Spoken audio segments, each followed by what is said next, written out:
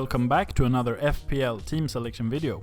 We're gonna take a look at the Gameweek 37 team in just a little while, but first let's see how the Gameweek 36 went.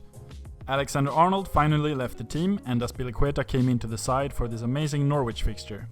Both Alonso and Azpilicueta could have had big hauls, but 9 points is still great of course. But 7 points for the rest of the defense was disappointing. The decision to sell De Bruyne and get Sterling was almost correct since De Bruyne was benched.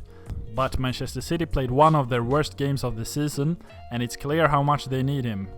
Salah looked a bit tired versus Arsenal, but he should be well rested to face Chelsea. He has only blanked in 3 successive matches once since joining Liverpool. It seems like there has been a slight change in reliability in terms of positions. For the most part of the restart, it has been the midfielders that has produced the goods. But now, there seems to be a lot of value in attack. Selling Vardy for Jesus was a decent choice so far. But if you own Jimenez or if you are planning on punting on Chris Wood versus Norwich, I think those are fine options too. Since there are no clear weaknesses in the team, the plan is to roll the transfer. 2 free transfers will come in handy since things will be clearer which players have played in the FA Cup and therefore need some extra rest. The Watford-West Ham game is tonight, and if one of those teams secures a place in the Premier League for next season, they will be less motivated going forward, which could affect if Greenwood or Foden starts for me. Pope has outscored McCarthy for 2 straight game weeks while sitting on my bench, so it's time to trust him versus Norwich. Wolves have one of the best fixtures playing at home to Crystal Palace and there's a great chance for a clean sheet.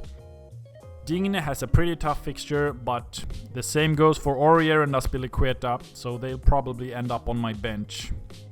Manchester United looked exhausted, which makes sense, since they have played the same starting 11 for many games in a row, but it will be tough to look past Martial and Fernandes for captaincy. Martial has had the best home game record, so right now, I'm leaning towards captaining him.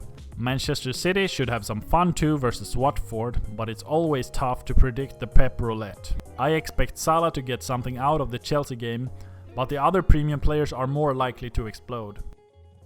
Greenwood has been looking beyond par the last 2 fixtures, but hopefully he gets a rest in the FA Cup. Jesus has started every game except one after Aguero's injury, and we can basically trust him to play exactly 60 minutes. That might be enough to get a great score against the out-of-form Watford team.